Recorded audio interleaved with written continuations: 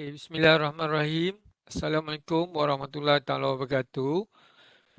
Terlebih dulu saya ingin mengucapkan terima kasih atas jemputan daripada Fakulti Reka Bentuk dan Seni Bina Yang Berusaha Puan Nur Azlin, penyelaras EXA Fakulti Reka Bentuk dan Seni Bina.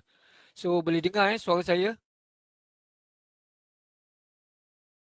Dengar-dengar Encik Ismail. Alright. Boleh. Saya punya PowerPoint nampak tak? Nampak Encik Ismail. Sekejap, saya nak kena saya punya PowerPoint jap. Tapi kena apa? Slideshow kan dia. Eh, tak nampak stop. Saya share. Sekejap.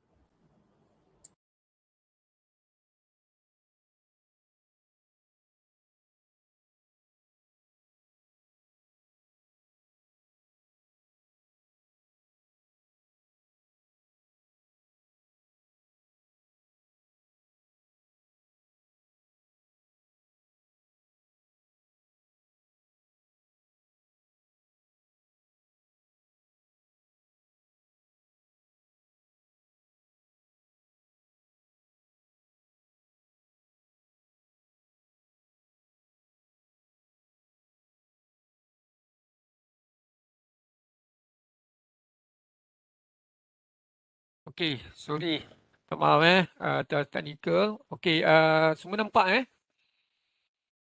Nampak Encik Ismail. Okey, sekali lagi terima kasih pada Fakulti Reka Bentuk yang dapat telah menjemput saya. Terlebih dulu saya nak menyampaikan salam daripada sahabat-sahabat kita Jawatankuasa EXA UPM. So kita harap kita dapat menjalankan EXA di UPM terutama di Fakulti Reka Bentuk lah. Dan saya pun difahamkan bahawa Fakulti Reka Bentuk dah ada jawatankuasa. Dan alhamdulillah bila ada jawatankuasa ni kita dah boleh bergerak lah. Right Yap.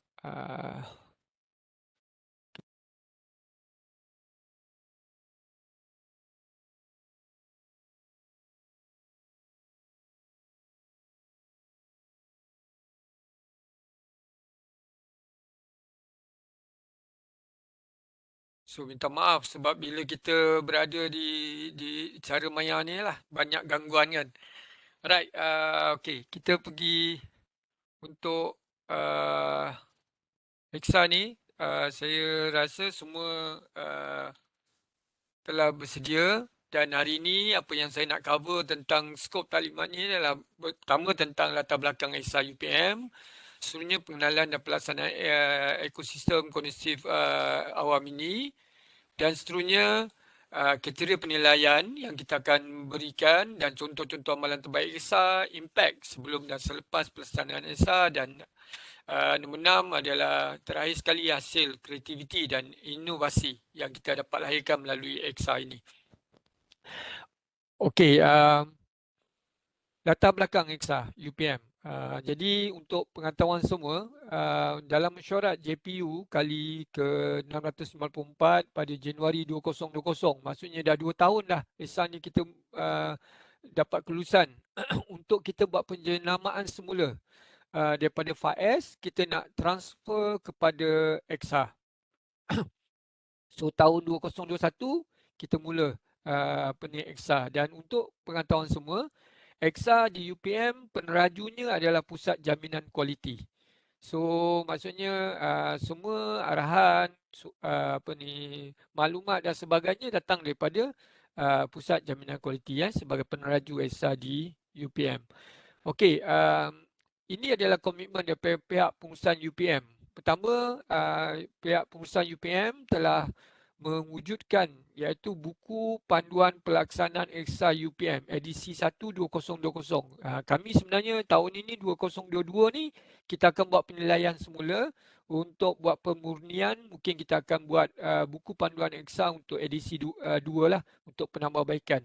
So untuk membantu PTJ jangan risau. You all kita dah bangunkan satu buku, kita panggil macam kitab. You all boleh refer dekat dalam buku tu. Everything ada dalam buku tu. Jangan risau. Saya rasa you pun ada jawatankuasa dah tengok lah. So buku ni boleh muat turun boleh ambil daripada laman web CUKA Pusat Jaminan Kualiti. Dan seterusnya pihak peneraju telah melantik seramai 23 orang facilitator. 23 orang facilitator Eksa UPM dan salah seorang facilitator berada di Fakulti Reka Bentuk. Beruntung Fakulti Reka Bentuk dah sedia bina salah seorang facilitator kita, sahabat kita, iaitu Dr. Jamali. Berada di itu. So eloklah. So maksudnya lepas ni boleh refer kat Dr. Jamali. Dan seterusnya kita juga telah mengadakan kursus audit dalaman Eksa untuk PTJ dan akan datang kita akan minta peneraju Pusat Jaminan Kualiti mengadakan kali kedua lah sebab dah lama dah. So kita harap akan ada lagi kursus audit dalaman Eksa ni dan kita harap Fakulti Reka Bentuk kena hantarlah dia punya jawatankuasa audit untuk mengikuti kursus yang kita akan bagi ini. Dan seterusnya kita mewujudkan anugerah kualiti persediaan tempat kerja. Saya difahamkan ISKIP tahun ni ada. Kalau tahun ni ada, maksudnya Eksa akan ada penilaian dan sebagainya lah. So get ready, tim yang ada ni dah boleh buatlah gerak kerja untuk ataupun carta perbatuan untuk menjalankan Eksa di PTJ masing-masing. Dan akhir sekali, yang paling penting sebenarnya adalah untuk anugerah penarapan bintang pengurusan pentadbiran UPM. Untuk makluman semua, setiap tahun kita ada penarapan bintang untuk semua PTJ di UPM. Dan penarapan bintang ni skalanya sampai 5 bintang lah. Yang terbaik lah. Cemerlang 5 bintang daripada 1 hingga 5. Dan semua PTJ memang, terutama pihak pengurusan memang mengharapkan untuk mendapat 5 bintang. Kalau kita dapat 5 bintang, maksudnya kita punya PTJ tu berada dalam landasan yang betul, menjadi pengurusan PTJ yang cemerlang. Jadi semua ke arah itu. Dan untuk pengetahuan semua, untuk mendapatkan penarapan bintang ini, PTJ itu perlu wajib mengadakan ataupun menjalankan Eksa. Sebab apa? Nanti kita akan share. Kenapa pentingnya mesti ada Eksa. Okey, ini untuk panduan yang saya cerita tadi, buku. Ini buku pelaksanaan Eksa. Buku ni adalah kitab kita. Dalam buku ni, everything semua ada dalam buku ni dan boleh jadikan rujukan. Dan dia boleh dicapai melalui laman web EISO. You boleh buka tu, ada panduan pelaksanaan ekosistem kondusif tu, boleh buka gitu. Dan pemakaian buku ini juga telah di-emailkan kepada semua penyelaras Eksa pada 16 Julai 2020 dan email menerusi info UPM 17 Julai dan sekarang telah dipaparkan di portal ISO UPM. Alright, so buku ni penting untuk kita jadikan rujukan. Alright, ini pelaksanaan Eksa di UPM. So dalam buku ini dia merangkumi semua. Pertama tentang maklumat umum, kandungan utama dan juga lampiran-lampiran lah.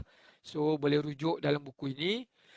Saya untuk buku ni saya nak mencadangkan Fakulti Reka Bentuk terutama jawatankuasa perlu print hard copy 2 salinan. Saya punya ada saya memang kita pun ada dan binding lah buat satu untuk hard copy supaya kita boleh rujuk senang. Kadang-kadang nak buka secara maya ni kadang-kadang sangkut line lah, internet tak kuat dan sebagainya. Yang ni mesti ada supaya kita boleh dalam mesyuarat bawa masuk buku ni. Setiap kali mesyuarat bawa masuk sebagai rujukan. Okey, seterusnya untuk facilitator Eksa yang ni kita nak maklumkan ada seramai 23 orang. 23 orang. Ini semua facilitator yang telah dilantik yang terdiri daripada pelbagai, daripada fakulti, bahagian, pusat dan sebagainya dah. Dan mereka ni semua telah mengikuti kursus kejurulatihan untuk menjadi facilitator di mana kita telah mendapat satu bengkel yang dijalankan untuk melayakkan mereka menjadi facilitator. Dan buat masa sekarang saya sebagai ketua facilitator untuk EXA UPM lah. Alright, untuk khusus audit dalaman EXA UPM, kita telah laksanakan 20 Jun tahun 2020, lama dah. So memang kita harap kita akan ada lagi lah untuk audit nanti khusus audit dalaman. Dan kita untuk mengadakan EXA di UPM, sebenarnya kita dibantu oleh Puan Zatul, iaitu kita punya konsultan daripada luar. UPM telah melantik Puan Izatul Azimah, iaitu daripada KPT. Dia kalau facilitator yang bertauliah ni kita panggil champion lah. Champion dia akan guide kita semua visi-visi yang baru, bagaimana untuk menjalankan EXA di setiap agensi kerajaan lah. Dan seramai 102 orang peserta daripada 68 PTJ telah hadir. Saya rasa saya tak pasti sama ada Fakulti Reka Bentuk ada hadir atau tidak. Tapi kalau tak ada, nanti boleh mohon jugalah kepada CUKA kalau ada lagi kursus. Kita jangkakan tahun ni ada dan boleh hantar wakil lah, insyaAllah. Right. So kalau ada pertanyaan sepanjang saya punya taklimat ini ataupun perkongsian ini, saya open lah, buka. Kalau ada pertanyaan boleh tanya. So kita akan share lah, kita akan cuba bantu. Tapi kalau saya tidak boleh menjawab, saya akan bawa soalan ini kepada jawatankuasa untuk kita bincang dan kita akan respon balik lah. Okey, ini anugerah persekitaran tempat kerja UPM. So setiap tahun memang ada anugerah-anugerah yang diwujudkan ini. So EXA adalah salah satu kategori yang diwujudkan untuk pertandingan di peringkat UPM. So dia ada anugerah mengikut kluster-kluster yang telah dibangunkan. So kita harap semua bersedialah dan kita doa yang baik, insyaAllah. Mungkin manalah tahu rezeki dengan semangat baru, tim baru, Fakulti Reka Bentuk Seni Bina, Johan, insyaAllah doa yang baik untuk EXA ni. Terutama Fakulti Reka Bentuk, kita memang mengharapkan setiap tahun, walaupun untuk secara jujurnya lah, kita nak maklumkan, kita ada beberapa PTJ yang kita rasa memang telah bersedia lah dengan EXA ni. Dan dia ada top 5 PTJ. Namun, kita mengharapkan ada top 5 ni dia bukan kekal. Ada PTJ baru yang akan mengambil alih tempat top 5 ni. Dengan harapan, dia bukan jadi top 5 lagi dah. Dia jadi top 10 pula. Dan kita harap Reka Bentuk bersedialah untuk menjadi salah satu top 5 ataupun top 10 akan datang. InsyaAllah. Ni semangat ni, bagi semangat Fakulti Reka Bentuk. InsyaAllah. InsyaAllah. Okey. Seterusnya yang ini yang sebenarnya yang penting yang saya nak share. Kenapa EXA ni perlu dijalankan di PTJ? Okey, setiap tahun kita diberi ada anugerah penarafan bintang pengurusan pentadbiran dan untuk pengukuran setiap kriteria ni telah dibangunkan dengan markah-markah yang telah diberikan. Contohnya kita ada 3 komponen besar yang dibuat pengiraan. Pertama, komponen pengurusan 60%, komponen 2 transformasi 25%, dan komponen ketiga pengurusan pelanggan 15%. Dan totalnya adalah 100% lah. Pembagian ni dia ada pengiraan dia lah. Namun di komponen nombor 2 tu, 2.2 tu, pelaksanaan kualiti persediaan tempat kerja 10%. Kalau kita tidak buat EXA, anda akan hilang 10% tu. Bayangkan kita nak bertanding padang tak rata. Maksudnya kalaulah bertanding dengan Pusat Koko, saya daripada Pusat Koko kita dapat per 100 sebab kita buat EXA. Tapi kalau Reka Bentuk tak buat, you buat per 90. Awal-awal dah hilang dah 90 tu. Rugilah. So kita harap Pusat Koko Fakulti Reka Bentuk Seni Bina akan menjalankan EXA dan kita nampaklah dah ada pergerakan ini, insyaAllah.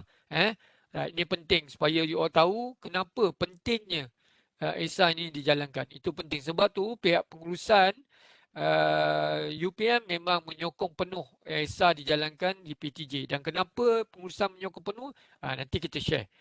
Right? Okey, sasaran peralihan 5S kepada EXA. Okey, yang ini sebenarnya sasaran kita lah. Kita harap, saya rasa Fakulti Reka Bentuk dia termasuk dalam PTJ besar. Jadi untuk reka bentuk sekurang-kurangnya 60% peralihan. Dia meliput sebenarnya EXA dengan FAES, bezanya FAES ni kita boleh pilih, ada skop-skop, ada ruang-ruang yang kita audit. Tapi untuk EXA dia keseluruhan, tak ada satu pun tempat pengecualian, semua akan diaudit. Jadi untuk fakulti yang besar kita faham ini peringkat awal. Contohnya fakulti-fakulti kita harap sekurang-kurangnya 60% lah telah bersedia. 60% tu 60% peralihan merangkumi juga ruang-ruang yang berada di Fakulti Reka Bentuk lah. Dan sementara untuk PTJ sederhana dan kecil, contohnya macam Pusat Koko, 100%. Pusat Koko, CHAM, apa lagi, bahagian kaunseling, pusat alumni, yang pusat-pusat yang kecil-kecil ni memang 100%.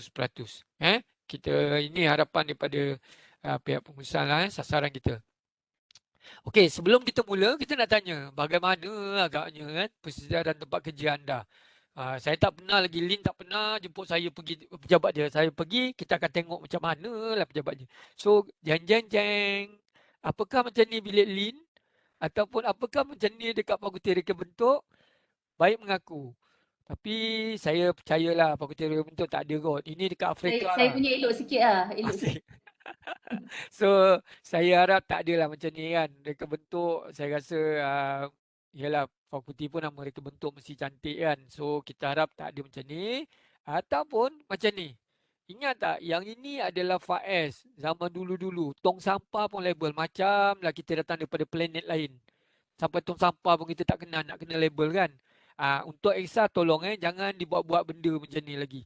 Tak perlulah tong sampah tu tagging ni tong sampah, ini Swiss, ini kursi dulu. Ingat tak dulu masa FAES K1, M1. Maksudnya kursi tak ada tu. dah ya? Tak ada dah, tak ada Yang label-label. apa pita-pita pelekat Tak ada, tak ada. Alright. Yang tape-tape ni semua tak perlulah. Kita bukan sekolah tadika kita university. Saya Kita ingat masih macam agensi. ni lagi. Tak ada. Kita agensi kerajaan. Dan tolong kalau boleh lah. Semalam pun saya jumpa. Kan? Kalau boleh yang gantung hari raya tahun lepas saya turunkanlah. Raya puasa pun tak lagi kan turun. Lepas puasa besok naikkan balik. Sini macam ni lah. Kan? Di Bali punya pun tak turun lagi lah. Kan? Dah berapa tahun dah. So kita harap tak ada. Ni tempat lain, ni tempat lain. Okey, selesa ke anda? Pertanyaan kita, anda selesa ke dengan keadaan yang macam tu? Ataupun anda nak macam ni? Ya Allah, masuk ofisnya tenangnya, bersihnya, kondusif, tengok staff pun ceria, tersusun, warna pun walaupun warna macam tapi bersih je, kan? Kita harap ESA dia ke arah itulah. Tengok ni, dia punya apa ni, bilik menunggu dia kan. Ruang tamu dia, kalau klien datang, pelanggan datang, tengok macam ni pun dia tahu dah macam mana organisasi PTJ tersebut ataupun agensi tersebut. Ah, So, tengok bilik file dia. Rasa-rasa boleh buat tak bilik file macam ni lah. Dengan taggingnya, dengan colouring yang dia buat ni. Dan tolong colouring ni pastikan dia semua berfungsi. Berfungsi, pastikan setiap decoration, setiap penambahbaikan, setiap susun atur yang kita nak buat berfungsi. Nombor satu, tu pegang tu. Tu yang paling penting. Dan yang paling penting, bila bilik file ni cantik sebegini, kita nak beritahu untuk EXA, kita bila buat audit, kita akan buat simulasi. Contoh, sebab tu untuk EXA ni sebenarnya, bila mampu wujudkan EXA mengganti, menambah baik daripada FAES, dia mengambil kira perkeliling, mengambil kira garis panduan dan sebagainya. Oleh yang demikian, kita juru audit nanti bila kita audit masuk bilik file dan nampak cantik macam ni, kita akan buat simulasi di mana kita akan secara random pilih salah seorang staff tu, kalau ada pejabat dekan kita akan pilih lah, dan kita akan tanya dia dekat mana bilik file, dia pun tahulah kan staff sendiri, dan kita dapat masuk contohnya lah bilik file macam ni, kita akan minta buat simulasi, minta dia cari salah satu fail yang kita akan minta. Dan staff tersebut kena cari fail itu, dapatkan, tunjuk kat kita dalam masa 30 saat. Setengah minit dia perlu capai dapat ambil fail. Kalau dia boleh buat, confirm. Bilik fail ni bukan saja cantik, tapi dia sebenarnya berfungsi dengan sistem yang you buat. Itu antara kelainan daripada FAES dan juga EXA. So ini kabel-kabel bilik lab, saya rasa dekat reka bentuk ada, tengok macam mana dia punya wire-wire semua dibalut secara baik. Dia pertama bukan saja kemas, dia bersih, senang untuk dibersihkan. Yang paling penting sekali adalah dari segi keselamatan lah. Tak adalah wire tu tersadung, kan, sangkut kaki jatuh dan sebagainya lah. Right, ini tengok bilik pelupusan dia. Nak lupus pun masih lagi tersusun. Tak adalah longgok, tutup dengan kain canvas saja. Tengok bagaimana dia simpan.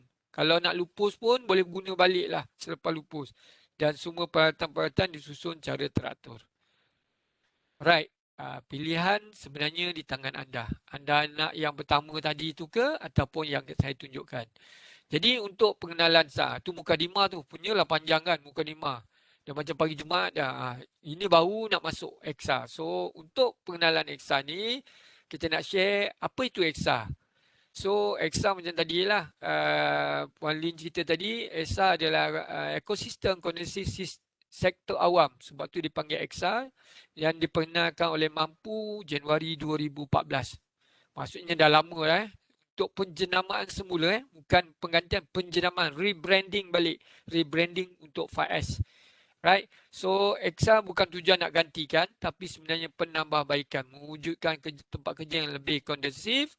Dan sebenarnya komponen utama dalam EXA masih diteraskan. Jangan confuse bila kita nak buat EXA, Cik Senan, EXA ni benda baru ke? Tak ada. EXA ni sama je dengan FAES, di mana masih mengekalkan 5 susun, sapu, sisir, sentiasa amal tu masih ada lagi. Right, ini kronologi sikit perjalanan EXA. Mampu daripada 2010 sebenarnya telah dijalankan dan kita ni masih lagi dalam proses lah. Permulaan dah 10 tahun dah. So kita kena bersedialah. EXA adalah DIY merupakan bentuk penyelarasan, penilaian, pengauditan oleh agensi kursus yang disesuaikan dengan dasar perkhidmatan teras agensi tersebut lah, berpandukan teras kita. So ini pelaksanaan dia. So masih kekal lagi FAES, sisi sapu dia selalunya kalau kita pengalaman kita lah, dia akan berhenti dekat sapu je. Sapu-sapu disisir balik. Sapu susun sisir susun sapu, patah balik pada sisir. Dia tak pergi seragam dengan sentiasa amal tu, kan? Tu susahnya. Tapi kita harap kali ni dia akan berubah lah, insyaAllah. Right, ni elemen penjenamaan semula. Yang ini penting. 5 benda ini kita harap you all fokus dan beri penekanan. Pertama, penjenamaan semula ni melibatkan imej korporat. So tolong jangan lagi ada unsur-unsur atau elemen taskah. Tak nak dah. Tak naklah ada label-label L1, L2, lampu 1, lampu 2 tergantung kat atas tu. Macamlah kita tak tahu, tak boleh kira, macam budak tadika. Kan? Dulu dia punya sistem mungkin berubah. Sekarang label-label kita akan kurangkan. Bukan tak ada kan, tapi kita akan minimumkan. Sebab apa label ini dikurangkan? Sebab dari segi maintenance. Kadang-kadang label tu jatuh, tak ada orang pun nak naikkan balik. Dan akhirnya bila susun pun dia tak serata. Mula-mula ada 10 label. Bila kira tinggal 8. Pencuci dah jatuh, pencuci pun sapu. Akhirnya dia bila nak audit tak jumpa dah label lain. So image kena pastikan kita nak buat EXA, buat tema dia image korporat. Terutama kalau reka bentuk boleh je nak buat mural ke, nak buat apa ke, tapi kemas lah, nampak kemas, nampak korporat lah, nampak orang kata standard universiti. Nombor 1. Kedua, kita penjenamaan semula EXA ni adalah untuk persediaan tempat kerja yang kondensif. Kondensif maksudnya tempat kerja yang selesa. Dan kita buat EXA ni sebenarnya kita nak bagi satu keselesaan kepada staf kita. So staff kita bila dapat tempat kerja yang kondusif, staff pun seronok nak bekerja, tempat kerja yang dia rasa dia selesa, dia selamat, dan bukan saja kondusif, dia kena bersih lah tempat kerja tu. Dan nombor 3, kepelbagaian agensi. Maksudnya EXA ini boleh diguna pakai oleh semua agensi. Universiti, sekolah, badan-badan perbadanan dan sebagainya boleh guna. Begitu juga EXA yang kita bangunkan, buku EXA kita boleh dipakai oleh semua PTJ di UPM. Contohnya fakulti, pusat, institut, semua boleh pakai kepelbagaian sebab dia mengambil kira semua. Dan nombor 4 yang paling penting, kreativiti dan inovasi. Ini kita memang mengharapkan daripada EXA kali ini untuk melihat kreativiti, inovasi yang boleh dijalankan. Terutama Fakulti Reka Bentuk Seni Bina, saya percaya ini adalah trust you all. Ini adalah sebagai satu kekuatan sebenarnya. Fakulti Reka Bentuk, apatah lagi banyak designer, banyak lecturer, pakar yang pakar dalam bidang arts. Saya rasa boleh membantulah untuk menceriakan fakulti, boleh membantu tim EXA membangunkan zon-zon supaya zon-zon menjadi lebih menarik. Dan sekarang pun kita tengok kreativiti ni kalau tengok beberapa PTJ telah memulakan EXA dan memulakan program-program menaik taraf, menambah baik, menceriakan, mencantikkan fakulti. Kalau you boleh tengok, contohnya pergi dekat Facebook, fakulti yang saya nampak dah start dan nampak impact ni adalah start dengan fakulti sains. Fakulti sains dah nampak payung-payung bergantungan tu kan, payung, mural-mural. Begitu juga saya nampak dah fakulti ekologi manusia, dah buat dah gotong royong, bangun. Semalam pun saya nampak link share fakulti reka bentuk. Tahniah, fakulti reka bentuk dah ada dah tengok bunga-bunga pokok-pokok tu semua kan. Lepas tu fakulti pengajian pendidikan pun dah start. TPU, banyaklah PTJ-PTJ yang dah mula. Tahniah lah. Dan kita kali ni rasanya kalau kita pergi mengaudit, kita seronok dapat tengok kreativiti dan inovasi yang dijalankan oleh staf PTJ masing-masing. Dan akhirnya, amalan hijau. Yang ini penting saya nak tekankan kat sini, nak clearkan dengan semua yang ada dengan bengkel kita hari ini ialah amalan hijau ni jangan confuse. Amalan hijau bukan tanam pokok. Bila amalan hijau semua orang dalam kepala, kita kena letak pasang pokok bunga. Terutama yang ni lah, peminat tegar keladi. Penuh satu fakulti pokok keladi. Tolonglah. Biarlah keladi tu dekat rumah aja. Kan? Marah pula Lin dengan aku. Tapi cantik. Keladi tu cantik. Dia terapi keladi tu. Tapi sebenarnya amalan hijau ni adalah penjimatan yang kita boleh buat. Contoh. You buat kempen setiap pukul 1 sampai pukul 2 semua pejabat tutup lampu. Dan kena buat analisis juga. Maksudnya sebelum lakukan tu, ambil contoh bil. Kalau ada bil elektrik di Fakulti Reka Bentuk, kita dapat. Ini kita buat perbandingan. Selepas 3 bulan dijalankan kempen tutup lampu 1 hingga pukul 2. Ataupun petang pukul 5. Adalah kempen yang you jalankan. Itu satu. Kedua, mesin kertas A4 yang you xerox kan, photostat. Sebelum ni mungkin pakai sebelah aja. Tapi buat kempen sila gunakan depan belakang. Tak boleh tidak dibenarkan hanya sebelah saja. Contoh, selepas buat tu, sebelum ni katalah Fakulti Reka Bentuk guna 50 rim. Selepas buat kempen ni dia tinggal 45 rim. 5 rim ni dapat jimat. Itu tolong masukkan dalam laporan. Bila diaudit itu akan diberi markah. Itu antara sebahagian yang kita akan beri markah. Kena ingat amal hijau bukan tanam pokok saja, tapi penjimatan. Right? Okey. Ini seterusnya objektif EXA, meningkatkan kecekapan dan produktiviti, menyemarakkan aktiviti kreativiti dan sekali lagi kreativiti dan inovasi, dia repeat balik, meningkatkan imej korporat dan seterusnya mewujudkan pembudayaan amalan hijau. Ini objektif EXA untuk UPM. Sorry ada benda yang saya akan pergi laju sikit lah sebab dia tak berapa, kita tak perlu tekan, tapi saya nak ada part-part yang saya akan lebih deep lah untuk terangkan. Okey, pertama faedah EXA kita sedia maklum. Pertama kita nak mewujudkan persediaan tempat kerja yang 3 benda ni penting. Bersih, kemas, selamat. Tu you pegang tu 3 pertama. Kedua, mengenal pasti dan mengurangkan dan menghapuskan pembaziran, penyimbangan kos. Macam saya cakap tadilah, kita wujudkan tentang apa? Kurangkan penggunaan kertas fotostat, tutup lampu dan sebagainya.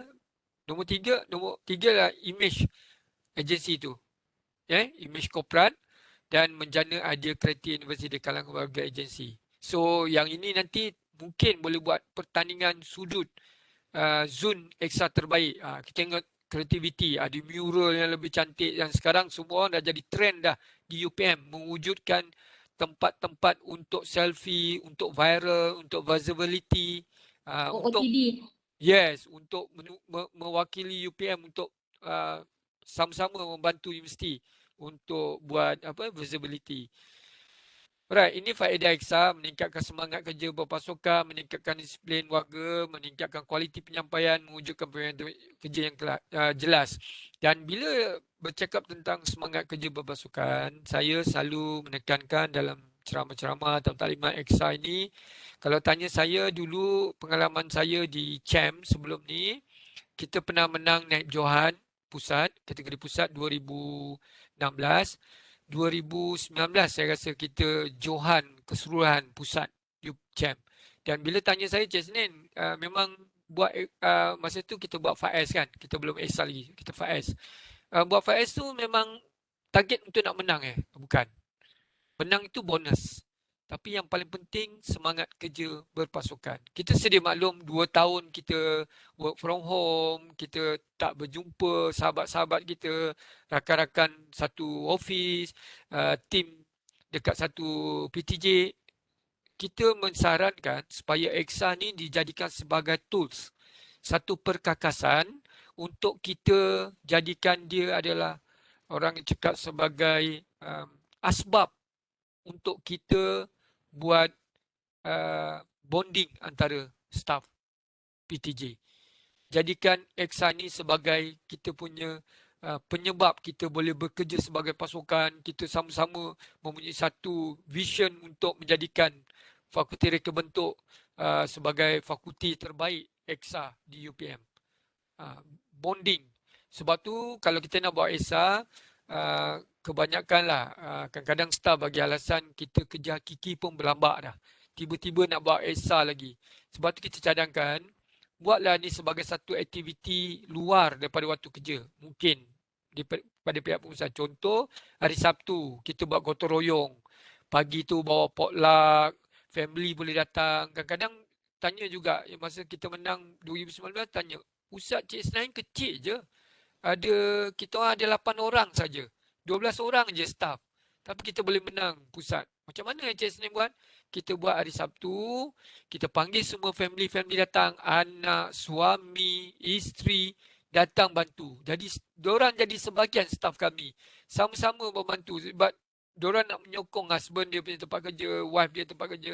Dan anak-anak dia pun sama tolong angkat barang susun dan macam family day dah kami punya EXA. Dan akhirnya kita dapat capai nombor 1, meningkatkan semangat kerja berpasukan. Dan kita bonding menjadi kuat. Dan kita tahu staff ni anak dia 3 orang. Anak ni dah besar-besar. Anak ni masih lagi sekolah tadika. Dan kita menjadi akrab dan menjadi rapat. Dan bila dia rapat dalam EXA, dia membawa budaya ni dalam budaya kerja pentadbiran. Dan kita bekerja semua tak berkira, saling bantu-membantu. Akhirnya dia menjadi satu tools macam saya cakap untuk kita bekerja sebagai pasukan. InsyaAllah kita doa yang baik-baik. Alright, seterusnya ini beza. Kalau orang tanya saya, Cik Senin, apa beza EXA dengan FAES ni kan? Sebenarnya ada sedikit perbezaan dan perbezaan ni memberikan kesan yang besar. Kalau paling simple, kalau saya boleh rangkumkan kat sini adalah dari segi EXA ni, dia audit keseluruhan. Dia tak pilih-pilih. Selagi hak itu hak kerajaan, kawasan tu kawasan kerajaan, kawasan UPM akan diaudit. Dia tidak ada pengecualian. Dulu kita boleh cakap, oh tak ada Cik Senin, yang ini kami punya, tapi kami sewa. Contoh kat CM kat bawah tu ada kafe tu, itu pun akan diaudit. Walaupun dulu kami kata, ini bukan. Walaupun bawah kami, tapi peniaga yang tak, dia akan ambil kira semua. Kriteria dia, berkeliling menyatakan apa milik kerajaan akan diaudit. Okey. Kedua, pelabelan akan kita kurangkan. Minimumkan. Tak nak lagi label-label lah. Gantung-gantung label sana, label ni tak ada dah. Kita contoh. Dan kali ni mesti ada amalan hijau, iaitu penjimatan, mengambil kira. Kita akan menjurus. Dan akhir sekali ialah komponen keselamatan. Tolong untuk EXA ni semalam pun saya share. EXA ni juga memberi pendekatan dengan keselamatan. Keselamatannya begini. Kalau dekat fakulti reka bentuk ada bilik penyediaan soalan, tolong jangan label bilik penyediaan soalan. Tak boleh. Dia kena letak nama, letaklah bunga cempaka 1. Tapi orang dalam tahu, itu bilik itu. Ataupun bilik keuangan yang ada peti besi, cempaka 2. Itu bilik keuangan. You boleh letak nama, tapi bukan nama direct pada nama tu. Sebab kita tak nak, dari segi keselamatan kita nak kawal juga supaya kalau pelan, sebab untuk EXA ni dia banyak main ataupun kita banyak guna pelan lantai. Jadi dekat pelan lantai tu dia akan kod, dia macam peta lah, kita masuk hutan, kita senang. Kalau katalah keuangan, dia kata ini ada peti besi dalam bilik ni, orang nak merompak masuk, dia pergi ke pejabat dekan, terus dia boleh pergi lah. Tak sampai seminit dia sampai dekat bilik tu dah. Jadi ni dia ambil kira juga. Jadi kita kena kreatif lah. Boleh letak nama lain, tapi pihak internal ataupun yang dalaman, staf dalaman tahu. Orang luar kalau masuk dia tak akan tahu bilik tu bilik apa. Bilik tu utama bilik fail sulit dan sebagainya lah. So perlu lihat kat situ. Alright, ada pertanyaan setakat ini tak? Senyap je, risau juga saya. Saya nampak muka Lin je, takut saya dengan Lin je. Tapi ramai insyaAllah. Dah berapa orang Lin? 45 orang. Okey, alhamdulillah. Okey, kita boleh terus boleh terus. Ada ni Muhammad Kamal. Terima kasih. Okey. Okey, untuk EXA ni dia sebenarnya bila kita nak bangunkan EXA, kita meeting think tank ataupun jawatankuasa EXA UPM, kita cuba berfikir ataupun memudahkan semua jawatankuasa, semua agensi ataupun semua PTJ untuk menjalankan EXA, kita cuba memudahkan. Okey, yang pertama bezanya dengan FAS, ingat tak dulu kalau nak buat FAS, masing-masing kena buat penyataan komitmen masing-masing. PTJ masing-masing kena buat. Kedua, VC kena buat sendiri, misi, lepas tu objektif. Untuk EXA tak perlu. Jangan buat. Kalau kita jumpa, you fail. Maksudnya you silap. EXA, you guna yang ada ni je. Copy balik, print balik daripada soft copy yang you ambil dekat SUKA tu, print, masukkan dalam you punya file. EXA kita macam ISO, standard. Diterima oleh semua. Kita pakai sama. Yang satu je. Yang ini je kita pakai. Benda ni perlu tampal ke macam mana? Perlu tampal di zone, Di papan kenyataan zone nanti. Ya, macam kalau ada 4 zon, dekat 4 zon lah kena? Yes. Dan yang paling penting dalam file mesti ada jugalah. Dan ini kalau boleh nanti bawa masuk dalam mesyuarat perumusan untuk endorse lah. Yang pertama kena dapatkan. Okey. Ini satu Ini penyataan, ini pelaksanaan EXA ni. Okey, ni kita clear. Lepas ni semua pakai standard. Ni. Alright, yang kedua logo. Logo pun standard. Inilah logo yang kita akan guna untuk EXA. Tak ada dah logo-logo yang kita buat burung ke, ada pokok ke, tak payah. Ini burung logo yang standard. Logo ini kita telah buat pertandingan pada tahun lepas dan logo ni yang menang peringkat pertama ada 3 pemenang. Tempat pertama 2 sagu hati. Alhamdulillah Pusat Koko dapat sagu hati RM500. Tapi untuk yang logo ni dia dapat RM1,000. Ni hadiah. Dan pencipta logo ni datangnya daripada IDEC. Staff IDEC yang buat logo ni. Kalau kita tengok logo ni sebenarnya dia mencerminkan kita punya anjung keselamatan kita. Pintu anjung tu kan. Tu dia ambil simbol tu. Dan untuk moto EXA UPM pun kita dah ada dah. Moto EXA UPM dan PTJ harap guna yang sama. Iaitu persekitaran kondusif pencetus transformasi kerja berkualiti. Oh, letup. Ayat bombam state. Kan? So kita pakai je logo dengan moto, misi, visi, objektif semua standard. Tak payahlah. Encik, sebenarnya saya cuma tanya. Ya. Benda-benda saya Syida nak tanya. Benda-benda ni boleh download kat mana? Dekat CQA ke? Dekat pergi ISO punya laman web ada tadi yang saya tunjuk awal tu. Nanti boleh klik kat situ. Okey. Okey Syida. Jangan takut Syida. Semua dah kita dah ready dah untuk you all. Pakai je. InsyaAllah. Syida nak buat logo keladi tadi, dia kata. Tak payah. Boleh. Anggaplah yang belakang tu yang hijau tua, hijau muda tu, itulah keladinya. Tu keladi rumah Lin, tu keladi rumah Syidah. Dah, tak payah berebut. Dah ada dah situ. Okey Right.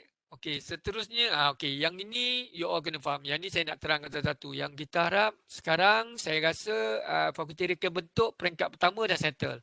Pertama, kena tubuhkan jawatankuasa pelaksana EXA. Dah ada kan Lin Dah. Okey, kedua, kena senaraikan peranan dan fungsi jawatankuasa. Peranan dan fungsi jawatankuasa dalam buku tu ada. So, copy je dah dan terangkan dah masing-masing yang pegang jawatan macam saya cakap tadi lah, awal-awal tadi. Sekarang untuk kita hari ni, 3 jawatankuasa dah settle lah. Dia dah ada peranan fungsi dah dapat dah. So, contohnya jawatankuasa penyelaras, jawatankuasa latihan, jawatankuasa promosi. Sebab promosi, poster yang buat tu, itu adalah salah satu jawatankuasa aktiviti promosi. Maksudnya nanti poster yang hari ni yang gambar saya yang comel tu, cik konon, yang bagi ceramah tu, itu boleh sebagai promosi. Boleh tampal dekat Zoom nanti. Menantikan you ada aktiviti dah. So latihan pun anggap ini hari ini adalah sebahagian daripada latihan. Okey, lepas tu kena sediakan carta perbatuan. Nanti kita akan share carta perbatuan contoh macam mana yang tadi kan. Lepas tu yang paling penting juga mendapatkan komitmen daripada pihak pengurusan atasan. Komitmen ni ada 2. Satu, pengurusan bersetuju EXA dijalankan di PTJ. Kedua, bila dah bersetuju dijalankan, akan disubmit juga dengan jawatankuasa dan keluarkan surat pelantikan untuk semua jawatankuasa. Dekan lah, tantangan mungkin. Sebab dia penaung kan. Okey, seterusnya ini terpulang. Bukan saya cakap ini terpulang tentang bajet. Mungkin ada peruntukan sedikit daripada pengurusan untuk ESA, loket untuk bergotong royong, makan minum, nak beli barang-barang sedikit untuk hiasan, decoration dan sebagainya. Itu mungkin nanti bolehlah you all bincang. So peringkat pertama saya percaya fakulti reka bentuk dah settle. Tempat pertama. Kita pergi pada peringkat kedua. Peringkat kedua tadi promosi. Hari ini ingat poster tu dia dah masuk dekat promosi. Lepas tu nanti fakulti reka bentuk dah buat pelancaran ke belum? Belum lagi. Okey, nanti buat pelancaran. Cuba tengok pusat koko punya pelajaran. Pengarah potong banting, bermak banting. Banting tu simpan, letak dekat depan pejabat dekan. Itu pun sebagai satu hebahan. Boleh jadikan hebahan. Lepas tu, bahan carta perbatuan kena masukkan dekat semua zon-zon, senarai tanggungjawab, jawatankuasa. Lepas tu terangkan objektif EXA ni. Objektif EXA ni boleh je. Kopi buat satu poster, EXA logo, penyataan daripada peringkat tu, letakkanlah objektif apa kat situ. Lepas tu, share lah dekat laman web ataupun Facebook PTJ. Dan mewujudkan kumpulan EXA mengikut zon. Sebelum tu saya nak tanya, sorry ni terbalik pula. Penceramah yang banyak tanya you all lah. You tak nak tanya, biar saya tanya. You all kan. Okey.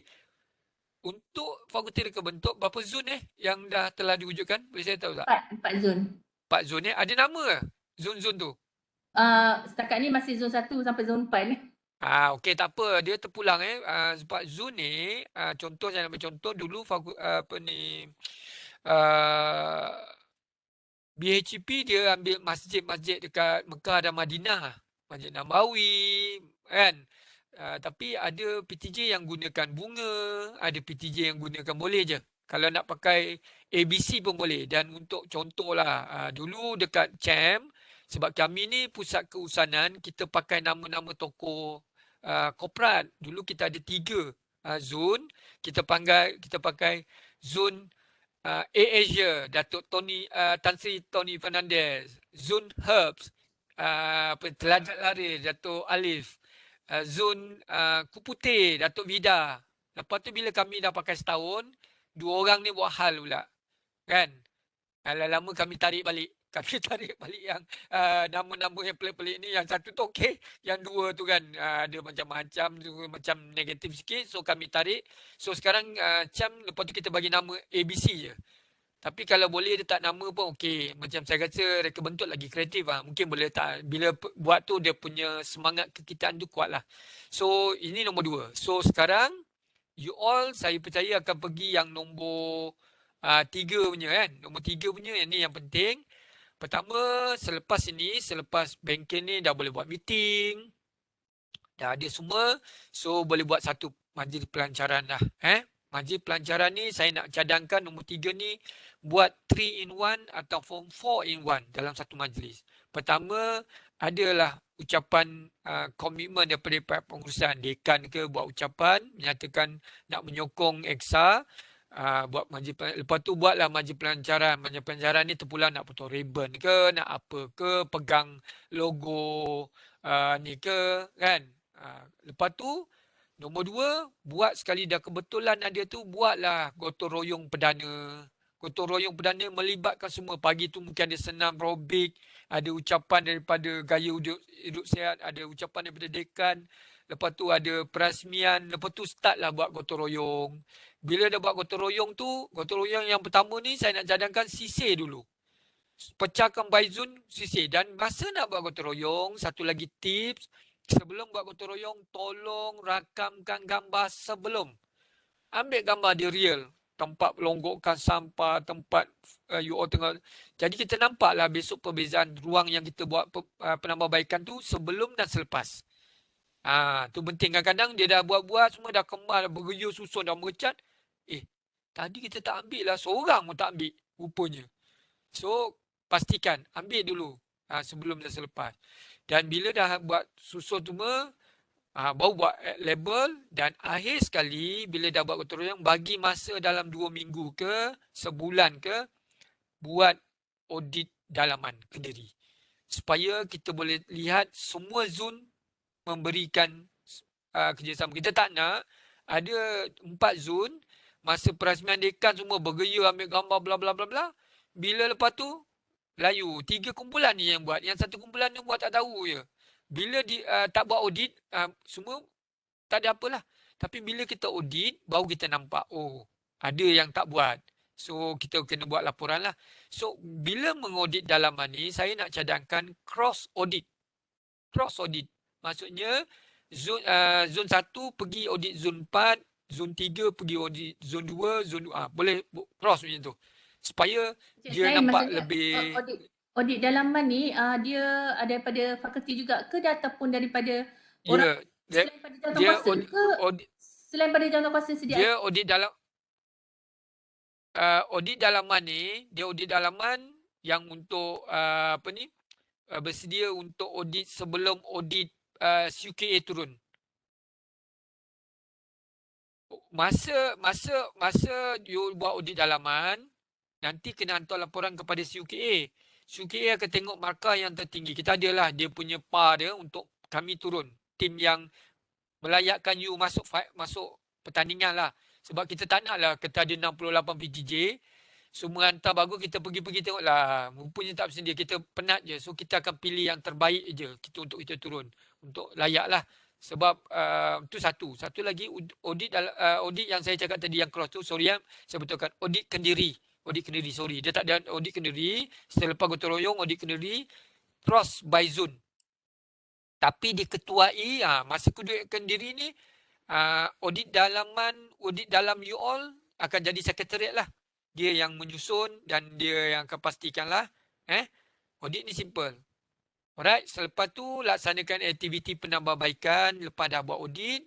Lepas tu buatlah pengiktirafan EXA secara berkara. Penyerapan EXA ni adalah kita buatlah pertandingan by zone. Maksudnya zon terbaik bagilah untuk 3 bulan pertama ataupun you buat 2 kali setahun ke kan. Mungkin ada 2 kali audit. Audit yang pertama, bulan 6 bulan pertama, kumpulan 1 menang. Lepas tu kumpulan 2 tak puas hati ataupun kumpulan 4 tak puas hati. Tahun untuk audit yang akan datang, dia buat work hard, dia buat cantik lagi. Dia pula menang. Contohnya lah. So, peringkat 3 ni saya harap lepas ni lah.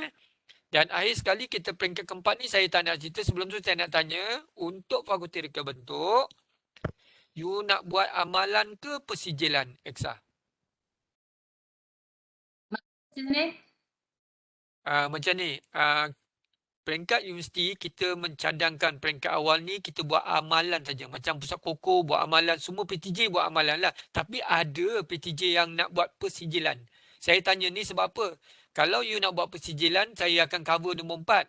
Kalau you kata, Cik Senen, kami nak buat amalan je, awal-awal je, yang basic je. So, Saya tak rasa akan cover macam sebab kita tak pernah lagi, ini baru nak masuk Eksa, saya macam biar dijadikan amalan dululah. okey, kalau macam tu, saya tak perlulah cerita pasal nombor 4. Nombor 4 ni untuk persijilan. Dia sampai ke mampu kena turun bayar. Banyak tak PTJ yang dah buat persijilan? Tak ada. Buat masa sekarang 3 je yang tahu. Itu pun dah habis dah. Yang kita tahu yang betul-betul yang buat persijilan BHP. Dulu. Sekarang pun rasa dah habis kot. Tempoh dia 2 tahun kot CJ dia laku. Okey. Amalan dulu lah. Saya Kevin, saya terus pergi yang seterusnya. Slide seterusnya.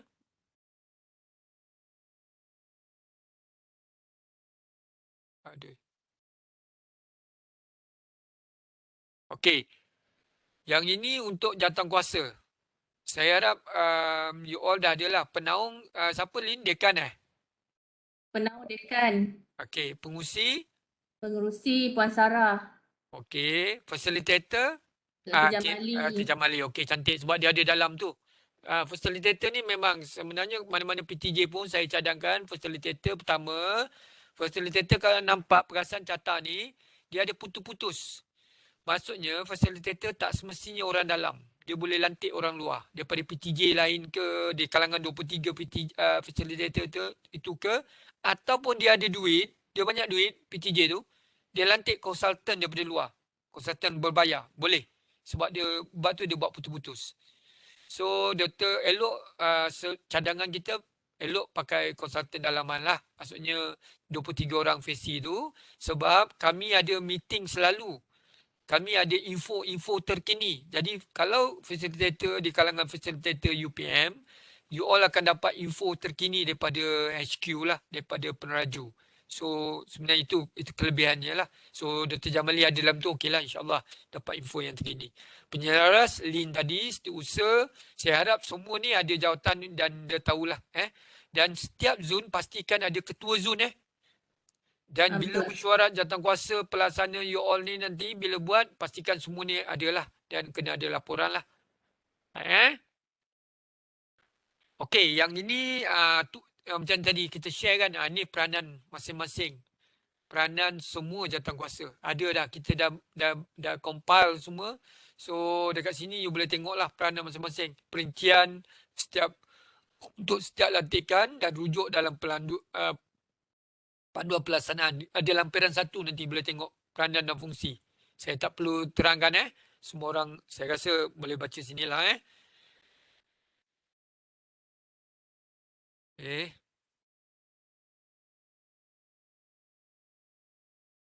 Okey, ni carta perbatuan. Carta perbatuan, ambil contoh yang ini. JKP, pelancaran EXA, bila nak rancang nak buat, boleh masukkanlah. Yang tarikh atas tu boleh tukarlah. 2022 pula. Dia dah tahun. So, you all sebenarnya baru dah hari ini lawatan penanda aras. Lepas tu taklimat. Boleh masukkanlah. Kalau tak ada, boleh tambah. Kalau tak ada, boleh tambah. Contoh aktiviti ni kadang-kadang kita boleh dapat kat mana, Cik Senen? Boleh tanya yang PTJ yang dah buat ESA ke macam mana? Mana? Contoh aktiviti kita nak buat ni. Aktiviti sebenarnya, aktiviti gotong royong. You cadang 1 tahun berapa kali gotong royong. Lepas tu mesyuarat berapa kali. Yang berkala lah. Termasuk juga dengan lawatan. Nanti saya share juga sikit. Okey. Satu lagi yang sekarang kita nak masuk untuk audit EXA. Yang ni siapa yang jawatankuasa audit, pastikan bahawa jawatankuasa ni bentuk jawatankuasa audit. Dia ada ketua dia. Tapi bawah dia kena ada, contohnya bawah zon A ada jawatankuasa audit dia. Zon B, zon C, zon D. Sebab bila nak audit kendiri nanti, audit ketua, audit zon-zon tu akan bantu audit di peringkat yang induk lah. Peringkat you all. Okey, pertama dia kena bentuk pasukan audit di PTJ. Kedua, kena bagi latihan. Latihan ni, audit EXA ni, hari ni sebahagian daripada latihan lah. So, juruaudit ataupun di peringkat CUKA, kalau dia buat nanti boleh hantar tim. Kalau dia minta seorang saja, hantarlah ketua juruaudit nanti. You all balik boleh share dengan kawan-kawan. Lepas tu kita kena buat audit. Lepas tu kena buat pelaporan penemuan audit. Kena buat pelaporan Dan saya nak mencadangkan sebenarnya audit ni, Exsa ni perlu dia ada mesyuarat berkala lah. Dan mesyuarat berkala ni saya nak cadangkan masukkan dalam agenda pengurusan. Macam tak tahulah kalau you boleh masuk. Macam kami di Ustaz Koko kita kecil. Kita masukkan dalam agenda mesyuarat pengurusan. Sedikit je pemakluman Exsa, ada gotong royong ke. Kalau ada penemuan daripada audit jalankan, boleh masuk contohnya. So, maksudnya kalau dah masuk dalam agenda pengurusan, mesyuarat Exsa ni berkala ni perlu lagi ke tak perlu? Tak perlu. Dia boleh je dianggap sebagai sebahagian daripada mesyuarat lah. Itu satu. Tapi di CAM dulu apa yang kita buat ialah setiap zon dia boleh buat mesyuarat sendiri. Dan compilekan bagi pada setiausaha. Contohnya kami tak buat mesyuarat. Kami buat perbincangan je. Dan kita buat nota perbincangan Exsa. Dia satu format dia buat. Tajuk perbincangan Exsa Zon 1 contohnya. Tarikh, masa, tempat. Lepas tu dalam satu kotak bawah tu kosong je. Dia sketch je. Dia cakap-cakap dia nak buat katalah zon 1 kita nak cadang, zon 1 kita nak buat satu waterfall dekat tepi dinding kawasan ni. Buat ada lukisan sketch. Lepas tu bajet berapa sketch. Itu pun boleh dijadikan sebagai satu nota perbincangan. Bukti yang you ada meeting lah. Di peringkat you. Dia tak semestinya terlalu. Tapi yang untuk yang you punya jawatan ni, pelaporan kena ada lah. Tapi seeloknya, sekurang-kurangnya sekali, setahun tu 4 kali lah. Q1, Q2, Q3 ke. Kalau ada projek besar. Tapi kalau nak guna yang katalah tak ada meeting biasa. Tapi buat pelaporan di peringkat induk ataupun pengurusan pun boleh. Alright, yang ini saya rasa tak perlu. Saya ni, you boleh baca. Yang ni contoh dalam bentuk kendiri penemuan-penemuan.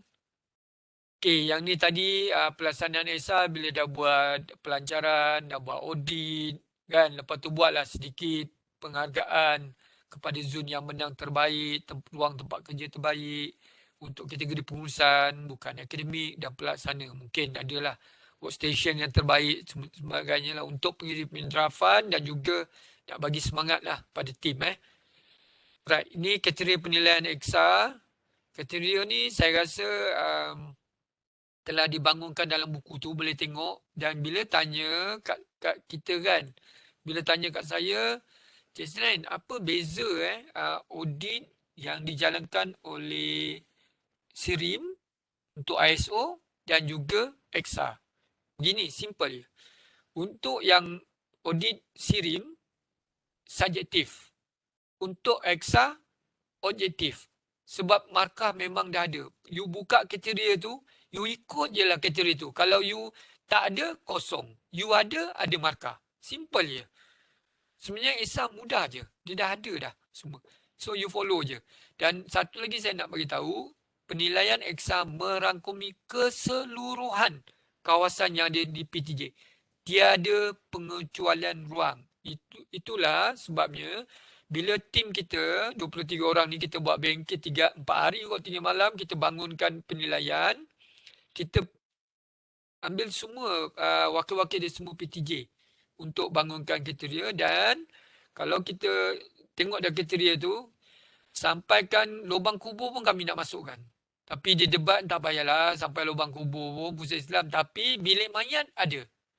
Bilik mayat ada, bilik bedah ada, bilik lab ada, studio ada, semua ada. Kita ada kriteria penilaian kawasan-kawasan yang khusus. Maksudnya dia merangkumi semualah. Dan kalau kita tengok komponen penilaian, markah yang paling besar adalah ruang tempat kerja ataupun pejabat. 245 markah. Ini markah yang paling banyak dan tempat inilah yang paling tough, yang paling susah kita nak buat, nak pastikan nak dapat hadiah. Sebab itu tempat kerja kita kan, workstation. Memang macam-macam. Dan seterusnya, satu lagi yang kita kena tengok adalah keselamatan persediaan tempat kerja. Dia mengambil kira juga Exsa ni tentang OSH, OSHA dan kawasan persisiran pejabat. Termasuk parking. Termasuk parking dan juga tempat-tempat khusus. Ni tempat-tempat yang kita cakap tadi lah. Semua markah dia akan ikut kriteria yang telah dibangunkan.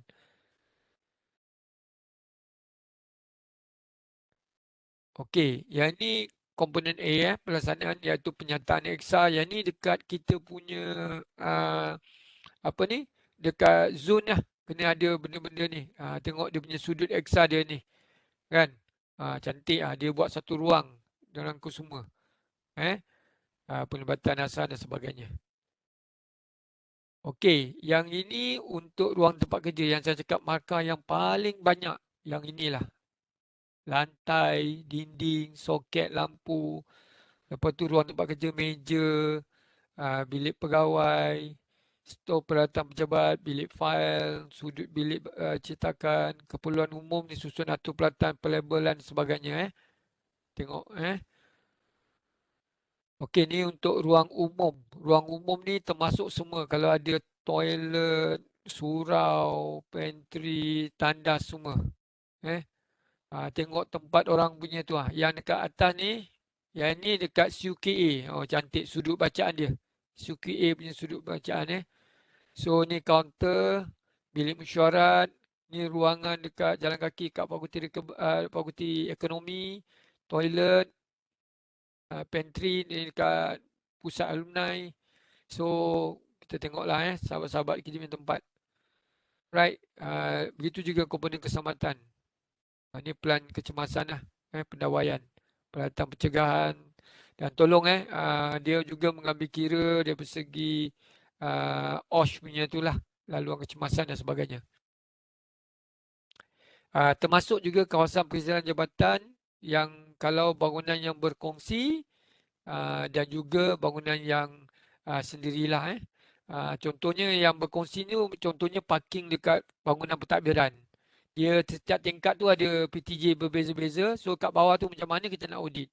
Nanti kita akan minta setiap PTJ tu akan nyatakan lah parking ni kalau ada 100 parking siapa punya untuk kita audit. Termasuk pintu gerbang dan sebagainya. Maksudnya setiap pintu kalau bakteria kebentuk tu daripada depan kita masuk tu sampailah kat mana yang kawasan you ada kita akan audit. Store, you punya studio kat belakang tu, you punya tasik, ladang semua ataupun you punya landscape. Right, ni contoh tempat-tempat yang khususnya, contohnya keselamatan kalau balai polis semua adalah pentadbiran. Termasuklah you punya dewan, kalau kat college tu bilik pelajar. Aduh. Bayangkan kalau kita audit bilik pelajar ESA kan. Itulah cabaran. Bila tanya kita cabaran utama kalau dekat college, bilik pelajar. Kalau dekat fakulti ataupun majlis semalam asasi adalah bilik pegawai akademik. Kan? Bilik lecturer. Tapi sama je. Bilik pelaksana, bilik pegawai takbir, semua. So kita akan audit lah. Termasuk tengok ladang. Tanya saya Cik Isnain. Ladang macam mana kita nak audit? Kita adalah kriteria yang kita dah bangunkan dari segi penyusunan peralatan ladang dan sebagainya lah. So, yang ini keseragaman. Untuk keseragaman ini ada beberapa perkara yang kita perlu letakkan. Pertama, untuk carta organisasi, zon sudut informasi dia mesti seragam semua dia ni. Dia ada zon utama, zon info, zon 1 sampai 4 tadilah. Dia kena ada semua.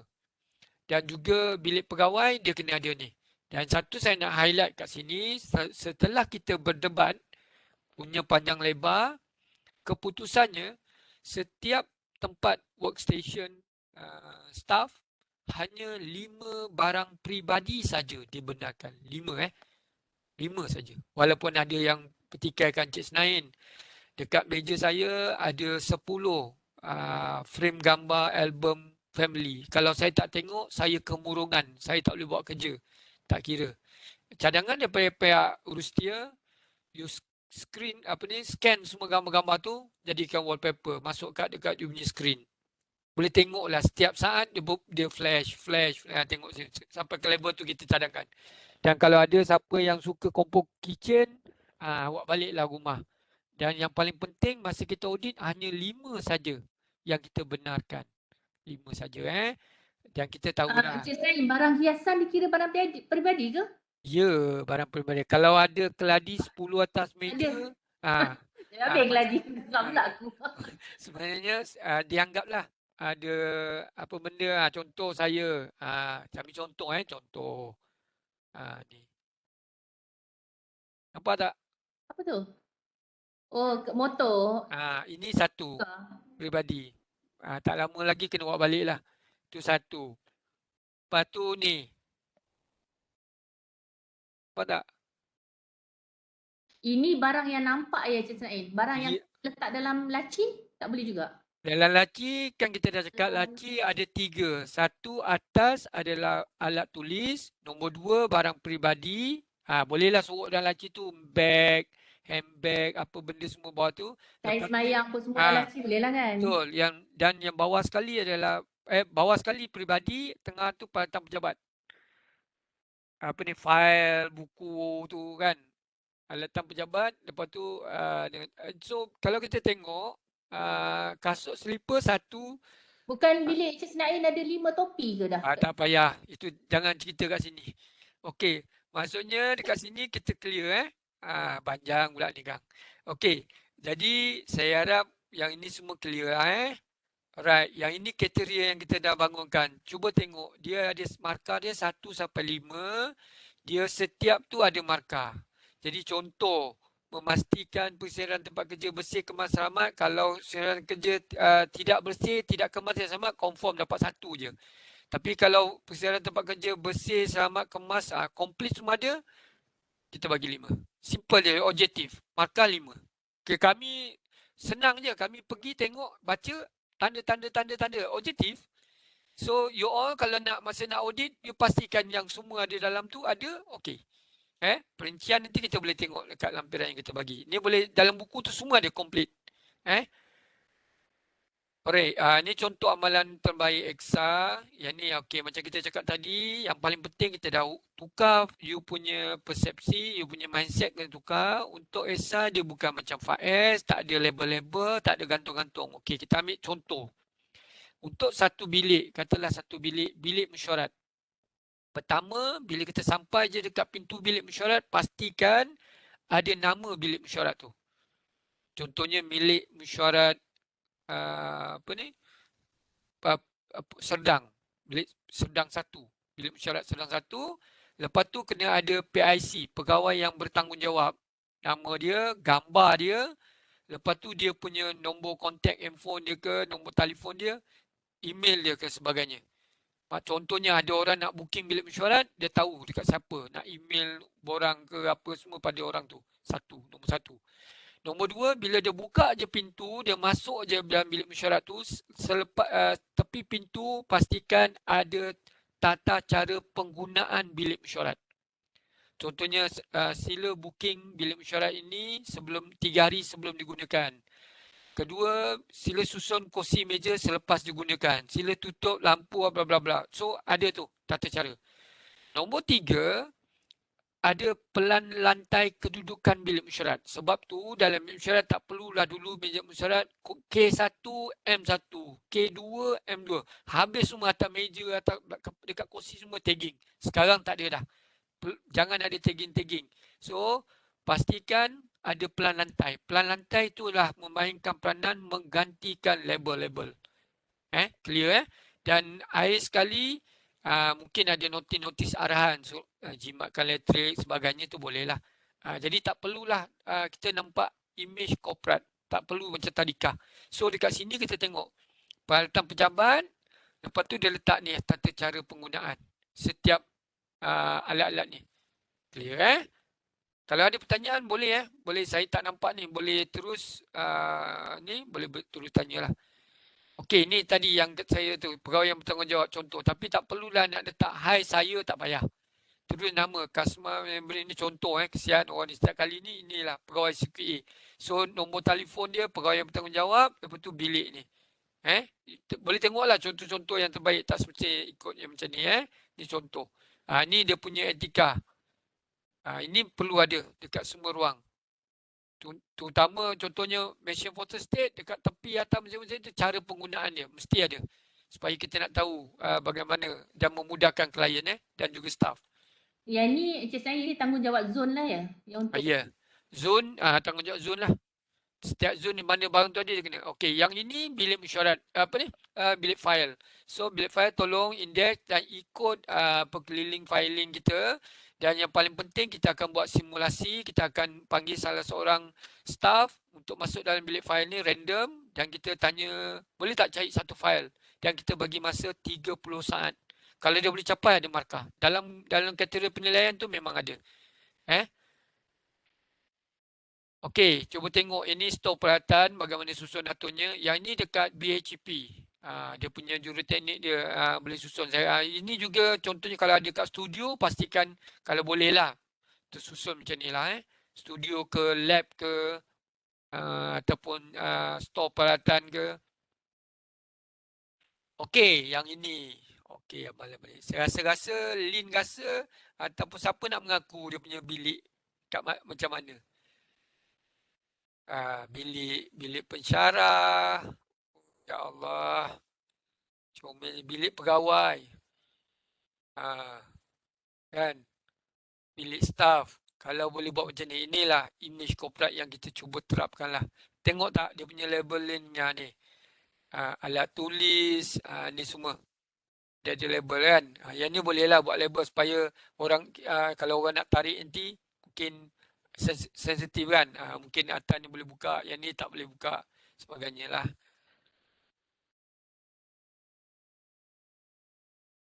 Okey, yang ini contoh persediaan pejabat. Ni pejabat ruang menunggu dia. Bilik SU, staff, susun kan. Buku-buku tu master punya thesis semua. Ni contoh stor peralatan rekreasi, teknikal. Okey, toilet. Ini contoh. Dan kita nak share sikit lah Selalunya bila kita audit, ada 3 tempat yang paling kritikal. Dan 3 tempat ni paling seronok nak audit dan kita akan jumpa lah apa problem dan paling mencabar untuk PTJ ataupun jawatankuasa nak pastikan benda ni sebab dia tempat umum. Pertama, toilet. Kedua, store. Ketiga, bilik file. Dan 4, surau. Itu kena tu kadang-kadang dah susun elok-elok time audit time tu lah telekong tu jatuh lah, sejadah tu tak lipat lah. Dan kita untuk bilik-bilik labeling kita minimumkan, namun perlu juga ada contoh kat sini saya suka tengok macam ni. Bila kita masuk toilet, pastikan kalau boleh kat depan tu pintu tu ada. Toilet tu jenis apa? Mudah orang. Tak adalah orang tu buka semua pintu. Dia dah tak tahan nak melepaskan hajat daripada pintu. Dia pula bilik masuk je toilet tu ada 10 pintu. Daripada pintu 1 sampai pintu 10 dia buka satu-satu. Rupanya dia tak boleh tandas yang cangkung. Dia nak tandas duduk. Tandas duduk rupanya 2 yang ujung. Tu kalau dah label sensian dia terus dia boleh nampak lah. Ni tandas duduk. Ni tandas cangkung kan. So mudah lah. Itu antara lain. Ni sainis-sainis yang boleh digalakkan jugalah ada. Untuk kita buat penambahbaikan ni contoh rak piala tersusun kan. Macam pernah tengok je Lin Astaka Seni walaupun dia banyak piala tapi dia susun atur tu nampak kemas inilah mantan. Kita nampak lah tersusun Okay, impact sebelum dan selepas Iksa ni contohnya. Sebelum macam ni, atas meja. Sebelum tu bilik Encik Ismail kan? Tak nak mengakulah. Sebab saya rasa sekarang saya punya yang selepas. Tapi kena ingat yang selepas ni pun, ni gambar lama Kalau ikut yang baru ni pun tak lepas. Sebab kalau tengok gambar ni dah lebih daripada 10. Ni dia habis ni. Kalau masuk, dia tak dapat full markah. Tapi Encik Ismail, kalau gambar tu berkenaan kerja, tak boleh juga aktiviti kita dekat tempat kerja lah kita tampal tak boleh juga kira kalau kemas okey lah. Kalau kemas okey, janganlah terlampak dia macam huru-hara kan.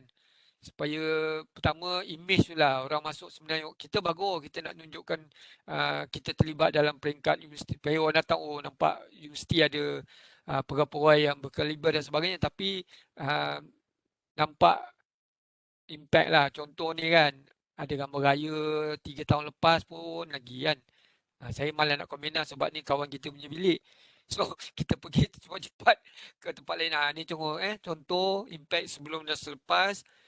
Tengok dulu kosong je, sekarang dia buat kan. Tengok dia jadikan papan informasi pelanggan. Ni kabel, tolong kabel penting dari segi keselamatan. Tolong buat kemas supaya dia pertama dari segi kebersihan senang nak kemas, kedua dari segi keselamatan lah Okey, ni bilik fail. Macam saya cakap tadi, kalau nak gotong royong sebelum tu pastikan ambil gambar dulu. Jadi kita boleh buat perbandingan sebelum dan selepas. Ni toilet, dia masuk signage, kata-kata motivasi untuk berubah menjadi kebiasaan. Kadang-kadang toilet lah tempat orang yang boleh dapat motivasi. Kadang-kadang dalam bilik kaunselor pun tak jalan. Rupanya dia masuk toilet dia boleh ni. Right, ni tadi ni ada laci. Tolong buat kompartmen, susun semua peralatan Okay. First aid pun dulu kita dah berubah. Dulu first aid kita just item je apa barang yang ada first aid. Sekarang kita dah gunakan konsep gambar. So kita buka first aid ni, shoot apa barang ada dan gambar tu kita letak keluar. Lepas tu kita terus tagging. Jadi kita nak audit pun kita buka, kita tengok gambar sama je pun okey. Dan kita ambil pick up, contohnya ada Panadol, berapa bila tarik luput dia. So dia nampak lebih kemas lah. Dan ada pegawai yang bertanggungjawab. Lepas tu dia punya emergency ni, oh dahsyat lah. So nampaklah kemudahan dia nampak lebih korporat, lebih berinfo. Ni OSH punya sudut OSH.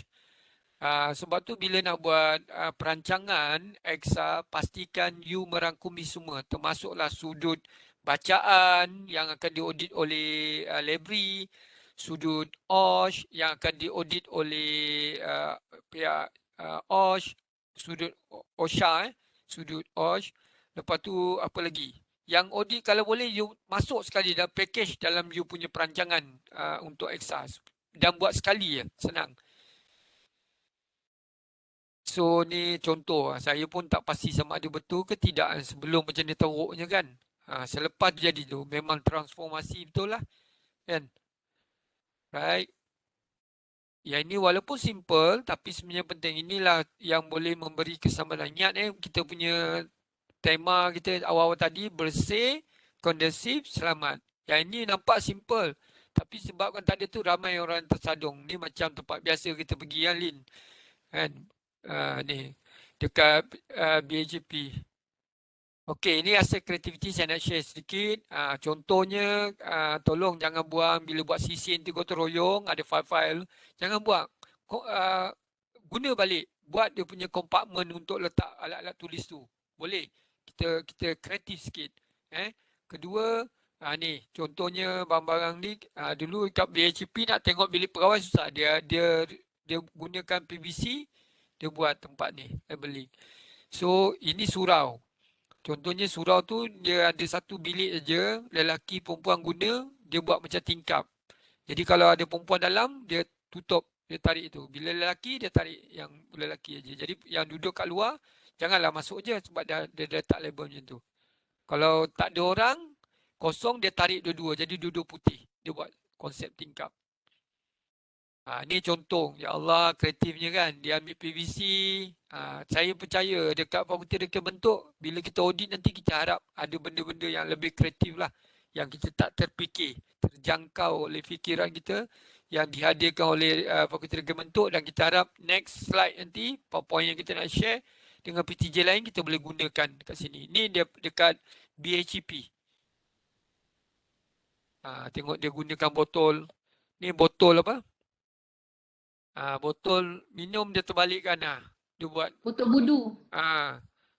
Ni semua kan boleh guna balik. So tempat chop untuk ni pun pakai kotak je kan. Lepas tu tanpa dengan pembelah hadiah dah boleh susun kemas je. Ni tempat dia buat tempat payung dalam office. Tak adalah payung untuk bersepah kan. Tu susun dia. Ni dekat BHP juga.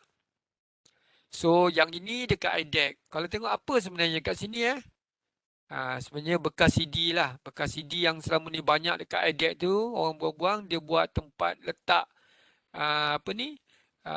Dia punya apa. Index file list file tu dia buat macam CD boleh masuk plug in dalam tu bila nampak kreatif lah walaupun simple ni album yang tadi tak payah buang file-file tu dia ubah jadi bentuk album dia buat flip album kreatif ni satu lagi kadang-kadang dia cakap Cik reka bentuk jangan bagi alasan lah Cik kami tak kreatif. Sorry lah. Reka bentuk kalau tak kreatif, saya tak tahulah macam mana.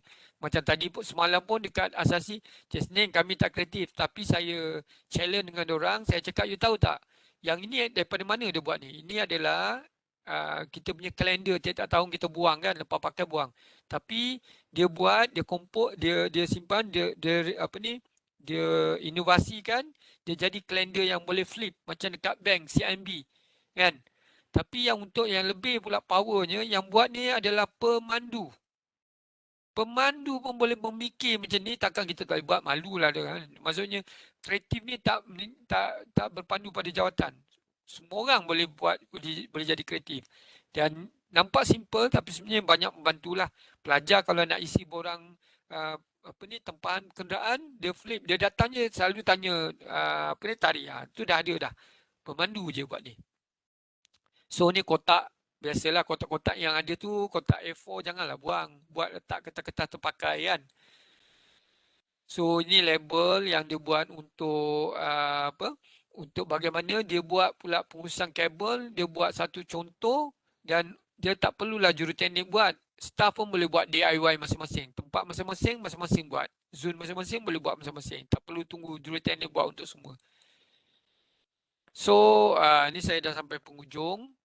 Sebenarnya sekali lagi saya nak raiskan dekat sini ialah EXA adalah satu sistem ataupun satu aktiviti, satu gerak laku yang kita lakukan.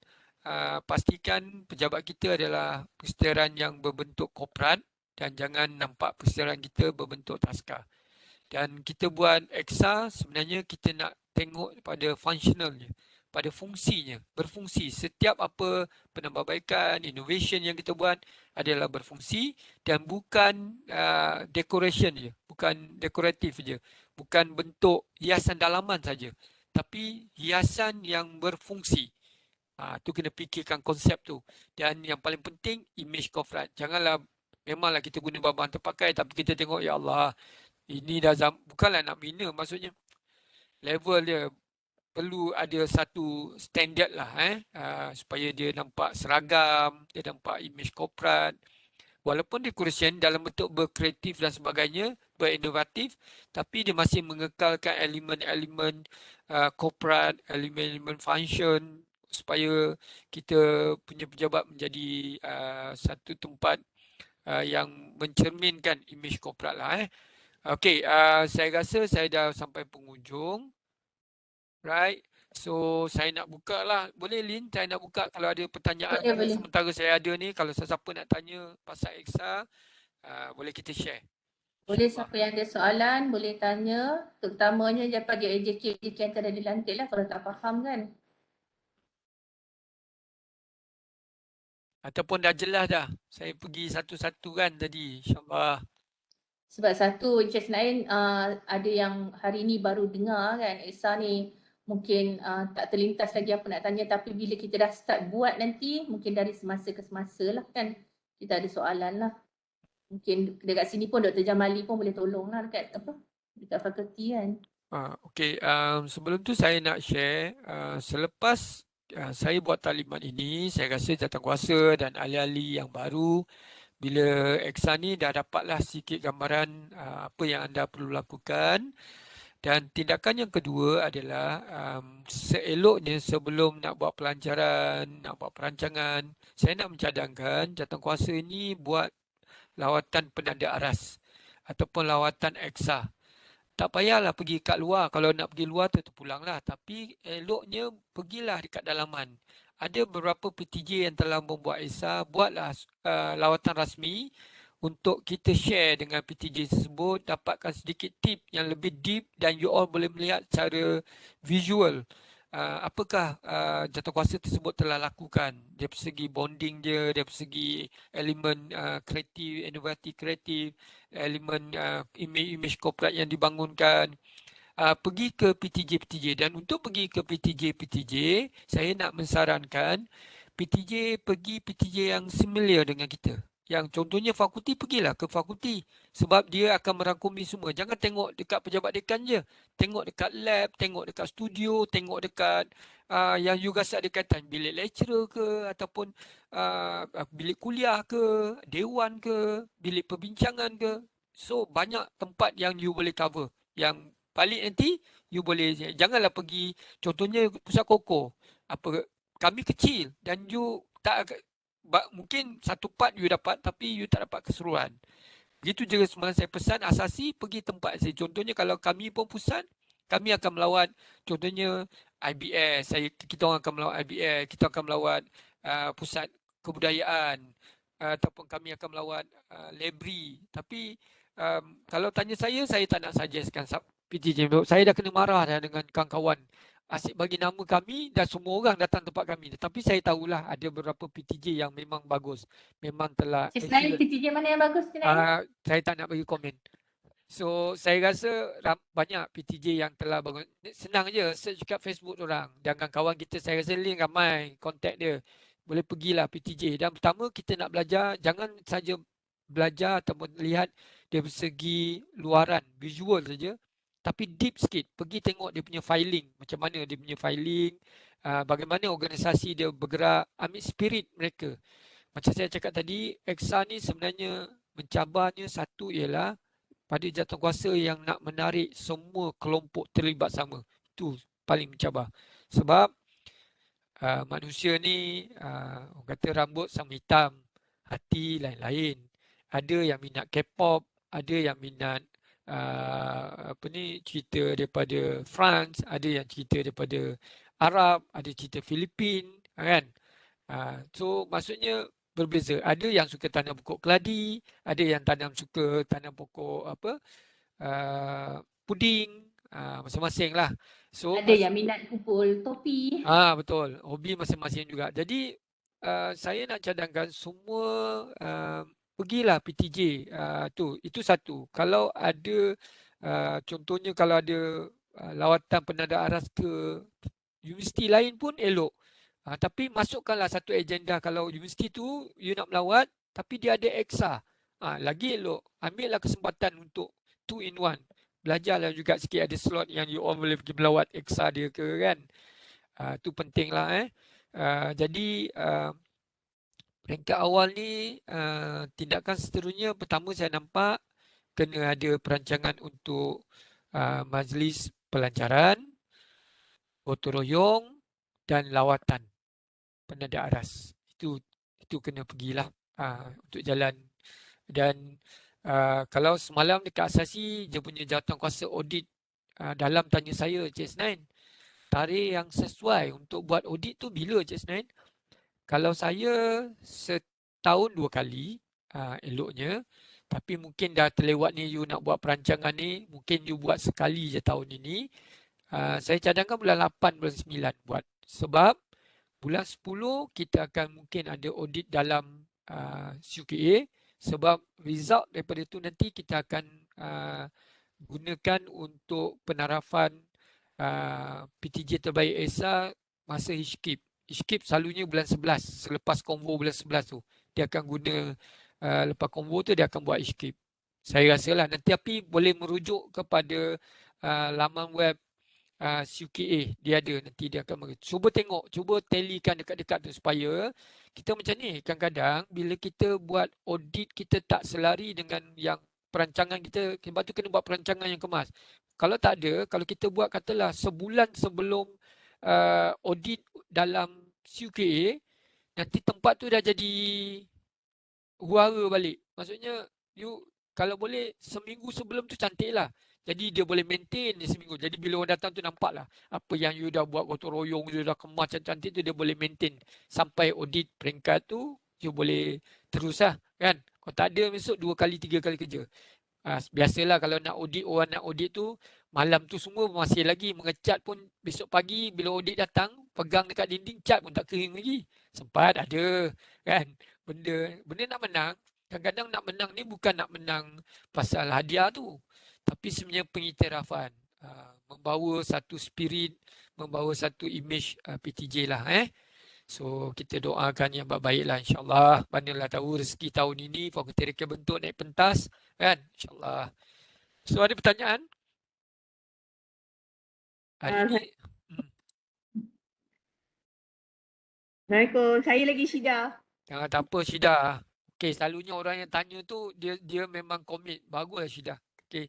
Kadang Apa? yang lain pun bagus tapi dia PM tepi. Dia suruh Syida yang tanya.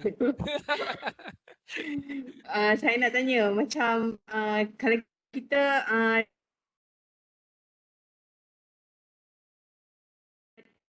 Putus pula.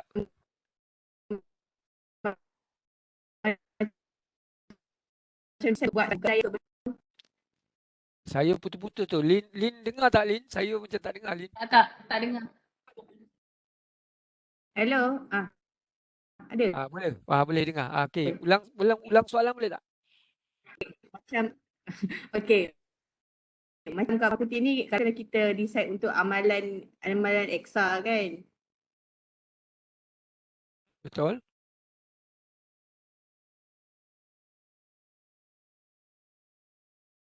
Syida, sangkut Syida. Ataupun Syida kena type kot. Lin baca Syida, kat kau mari sini Syida, kau tanya kat sini Syida.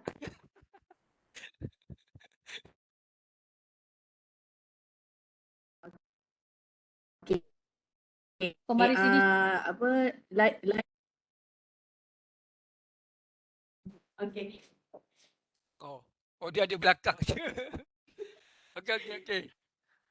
Macam apa kita decide fakulti kalau decide untuk buat sebagai amalan EXA kan.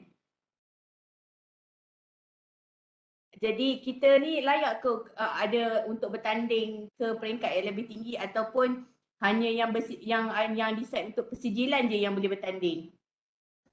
Ish, nak menang dah. Okey, dia macam ni, amalan tu lah yang akan bertanding, yang persijilan tu pun masuk tapi amalan sebenarnya as long you buat je Exan, nanti SUKA akan tanya. Dah buat tak Exan level peringkat mana? Hantar laporan tu je dah layak. Okey, range markah untuk layak. Biarlah rahsia setakat ni. Rahsia boleh cik Senayan rahsia. Tapi sebenarnya macam ni lah, 90 ke atas lah. 90? Tinggi je. You all letaklah markah tinggi tapi pastikanlah janganlah penipu itu. Standard 60, bantaikan 90, kami datang bekerja mana? Apa ni? Diorang cerita macam bagus-bagus, kita datang. Ini je. Tapi insyaAllah kita percaya, kita trust. Tapi layak bertanding. Layak. As long buat pelaporan pada CUKA akan tanya nanti. Dia akan hantar email tanya PTJ mana yang dah, kita dah maklum sebab dia ada pemantauan. PTJ yang dah buat EXA. Okey, faham. Layak. InsyaAllah doa yang baik. Buatlah cantik-cantik. Sebenarnya bila you buat EXA, saya percaya fakulti reka bentuk saya tahu. Ramai pelawat yang datang. Terutama tokoh-tokoh lecturer daripada overseas punya universiti. Sebenarnya dia image. Kalau you buat EXA cantik, orang datang, orang akan rasa dahsyat lah. Sebenarnya itu penting. Dia sebab tu universiti memang menyokong penuh EXA ni. Sebab image. Sebab universiti nak keluarkan duit. Sebab EXA ni satu lagi dia punya cost dia rendah sebab dia atas inisiatif staff dan juga kreativiti lah. Dia bukan semua barang baru. Sebab tu kalau tanya saya, Cik Isnain, saya selalu jadi jurodit ataupun juri untuk pertandingan-pertandingan, tak kira lah ESA ke, kemerdekaan ke, banyaklah. Kalau tanya saya apa yang saya cari kalau jadi juri, selalu saya nak tengok magic. Saya akan nak tengok magic. Maksudnya, apakah wow factor yang you ada yang orang lain tak ada? Contoh saya nak share. Dulu kita masa pertandingan 5S saya rasa. Jatuh kasa kita pening. Daripada pukul 2 petang kita meeting sampai azan maghrib. Kita tak dapat keputusan. Memang tough. Sebab universiti masa itu PTJ memang bagus-bagus. Dan apa yang terjadi ialah ada dua PTJ yang mempunyai markah yang sama. Dan apa penilaian kami ialah, bagi saya lah, saya defend, saya memang nakkan magic dan wow factor. Kita melihat dua-dua ni PTJ ni bagus. Satu PTJ dia bagus sebab dia memang dia ada dana yang besar. Decoration dia banyak ambil daripada IKEA. Jadi kemas, cantik dan sebagainya. Satu PTJ pula dana dia kecil tapi dia punya staff kreatif. Dia ambil bahan-bahan terpakai, dia bolify balik tapi jadi cantik. So kita ambil yang gunakan bahan-bahan terpakai itulah. So bukanlah kita tak boleh, you tak boleh beli bahan-bahan daripada IKEA. Tak, saya tak cakap macam tu. Tapi maksudnya ada elemen-elemen yang menyentuh kita, dan yang paling penting, konsep yang paling kita beri pertama ialah image korporat dan functional. Berfungsi. Itu yang paling penting. Kadang-kadang cantik, beria, ada bunga-bunga tu tak perlulah. Dia kemas dan seragam lah semua. Alright, ada lagi pertanyaan? Dah menjawab insyaAllah. So ada lain-lain? Ramai sahabat-sahabat ni yang saya kenal juga, insyaAllah.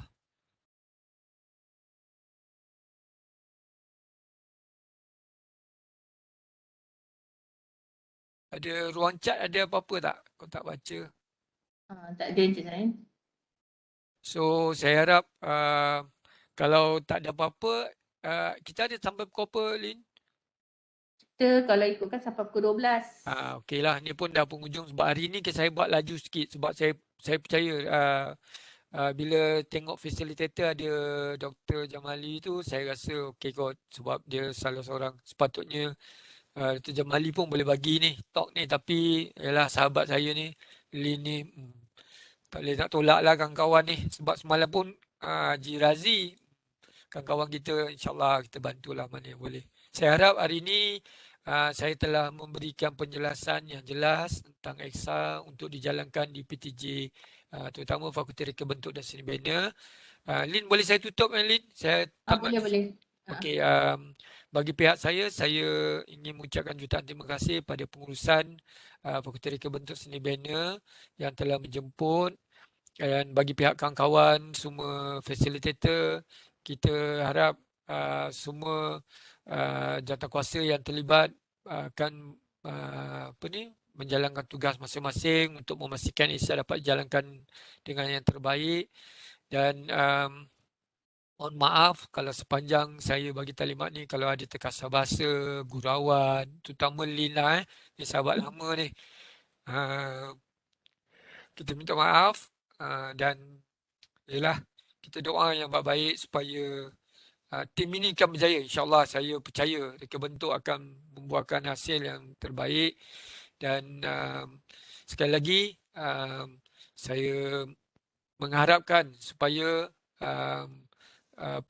Reka Bentuk akan terlibat samalah untuk antar tim kalau ada meeting dan sebagainya. Dan mulakanlah langkah yang kita telah bagi tadi. Dan sekali lagi mohon maaf, terima kasih. Dengan lafaz bismillah, saya halalkan ilmu yang kita kongsi ni dan boleh share pada sahabat-sahabat yang lain. Itu saja, terima kasih. Assalamualaikum warahmatullahi wabarakatuh. Terima kasih Encik Nain. Saya selaku penyelaras EXA Fakulti Reka Bentuk dan Seni Bina dan juga mewakili pengurusan fakulti ingin mengucapkan terima kasih kepada Encik Nain atas perkongsian sangat bermanfaat dan memberi satu ilmu yang baru bagi kebanyakan warga FRSB, dan juga memohon maaf sekiranya ada kekurangan di sepanjang sesi taklimat ini. Encik Nain, saya nak mohon Encik Nain stop sharing, saya nak buat print screen sekejap, nak ambil gambar. Boleh kita ramai-ramai on